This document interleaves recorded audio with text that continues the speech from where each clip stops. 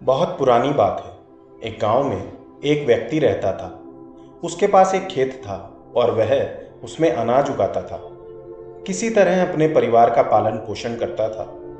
कई बार वह सोचता कि कुछ और काम धंधा शुरू किया जाए जिससे इस गरीबी से उबरा जा सके, किंतु उसकी पारिवारिक समस्याएं इतनी ज्यादा थीं कि उन्हीं में उलझकर रह जाता था। गरीबी के कारण वह धीरे धीरे परेशान रहने लगा। वो अक्सर सोचता था कि जीवन जीना कितना कठिन है। एक समस्या खत्म नहीं होती और दूसरी शुरू हो जाती है। एक बार उसके गांव में महात्मा बुद्ध अपने कुछ शिष्यों के साथ पधारे। वह व्यक्ति उनके पास गया और उनको अपनी सारी परेशानी बताई कि मैं अपनी जिंदगी में बहुत सारी कठिनाइयों का सामना कर रहा हूँ और ये कठिनाइयाँ कभी खत्म ही नहीं होती। मैं इन्हीं में उलझकर रह जाता हूँ और चाह कर भी कुछ नहीं कर पाता। महात्मा बुद्ध उसकी बातें सुनकर हंसने लगे। उन्होंने कहा, तुम मेरे साथ चलो, मैं तुम्हें तुम्हारी परेशानी का हल बता दूं। महात्मा बुद्ध उसे एक नदी की तरफ ले गए और बोले, मैं तुम्हें नदी की दूसरी तरफ जाकर तुम्हारी सारी परेशानियों का हल बताऊंगा। यह कहकर महात्मा बुद्ध नदी के किनारे खड़े हो गए। नदी के किनारे खड़े खड़े काफी देर हो गई और वो व्यक्ति सोचने लगा कि ये यहाँ इतनी देर से क्यों खड़े हैं। काफी देर बाद उसके सब्र का बांध टूट गया और उसने पूछ ही लिया, महाराज, हमें तो नदी पार करनी है, तो हम अभी तक यहाँ क्यों खड़े हैं?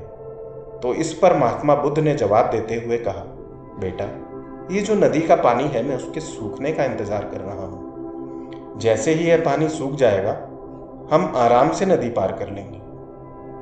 व्यक्ति ने कहा, नदी का पानी थोड़े ही सूखेगा, ये तो ऐसे ही चलता रहेगा। महात्मा बुद्ध महाराज हंसने लगे और कहने लगे, बेटा, मैं तुम्हें यही तो समझाना चाह रहा हूँ कि ये जीवन भी एक नदी की तरह ही है और ये जो पानी है वो समस्या की तरह है। जब तुमको पता है कि नदी का पानी नहीं सूखेगा तो तुमको खुद प्रयास करके नदी पार करनी ही होगी। वैसे ही जीवन में समस्याएं भी चलती रहेंगी। तुम्हें अपने प्रयासों से ही नदी पार करनी होगी। अगर तुम नदी के किनारे बैठे रहोगे और नदी के पानी सूखने का इंतजार करते रहोगे तो तुम जीवन में कभी भी आगे नहीं बढ़ पाओगे। जीवन है तो समस्याएं रहेंगी ही, लेकिन इन समस्याओं को लेकर दिन भर चिंतामग्न रहने से कुछ हासिल नहीं होगा। समस्याओं के खत्म होने का इंतजार करना समझदारी नहीं, हमें समस्याओं का समाधान ढूंढना होगा। दुख हमें जगाए रहता है, विपत्ति या प्रतिकूलताएं हमें जागृत रखती हैं। जैसे गुलाब के साथ कांटे प्रकृति द्वारा गुलाब के लिए की गई सुरक्षा व्यवस्था है, वैसे ही जीवन में आने वाली प्रतिकूलताएं, विपत्ति, दुख वास्तव में हमारे खुद की सुरक्षा के लिए परमात्मा के द्वारा की गई व्यवस्थाएं हैं। समस्याएं हैं तो उनके समाधान भी हैं। भूख बाद में लगती है, अन्न पहले से तैयार है। प्यास को शांत करने के लिए परमात्मा ने पानी दिया हुआ है। प्रत्येक समस्या अपने गर्भ में समाधान को लिए रहती है। हमें बस थोड़ा धैर्य रखने की जरूरत है। हम समस्या के लिए शिकायत तो बहुत करते हैं, किंतु समाधान के स्वीकार के लिए तैयार नहीं दिखते। अगर समाधान की प्यास है आपके अंदर तो बस उसे जगाने की जरूरत है। समस्याएं ही समाधान देंगी। समस्या पर ठीक से चिंतन करें, परंतु चिंता युक्त ना हो जाएं।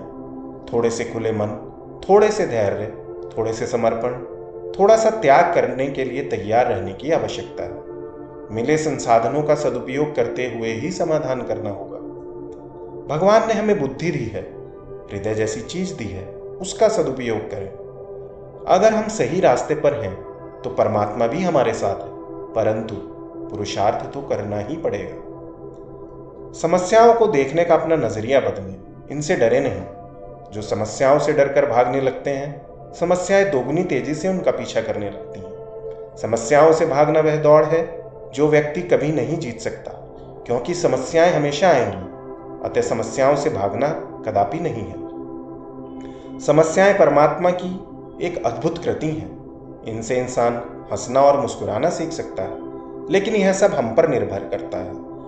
कुछ उलझनों के हल समय पर छोड़ देने चाहिए। हो सकता है समाधान देर से हो, पर हल बेहतरीन होंगे।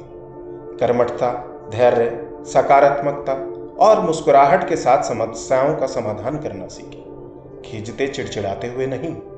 जैसे उबलते पानी में कभी परछाई दिखाई नहीं देती, उसी प्रकार परेशान मन में समाधान भी नहीं दिखते। शांत होकर देखिए, सभी समस्याओं का हल मिल जाए।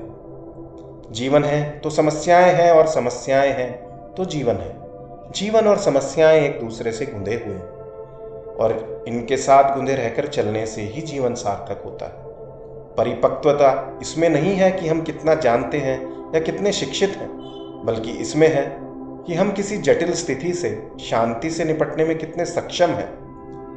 महात्मा बुद्ध की इन बातों से प्रेरित होकर वह किसान समस्याओं का डटकर सामना करने का प्रण लेकर अपने घर को गया और कर्मठ था। धैर्य, सकारात्मकता और मुस्कुराहट के साथ समस्याओं का सामना कर अपनी गरीबी से भी मुक्त हुआ।